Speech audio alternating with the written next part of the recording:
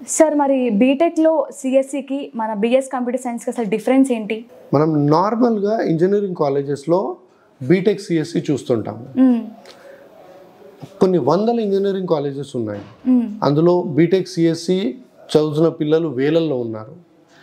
Why again a new computer science course అనే ప్రశ్న ఉత్పన్నమవుతుంది.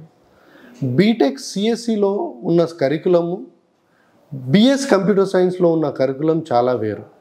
దీనికి మీకు కొంచెం డీటెయిల్గా చెప్పాలంటే BS computer science is a inter disciplinary course and a multi disciplinary course.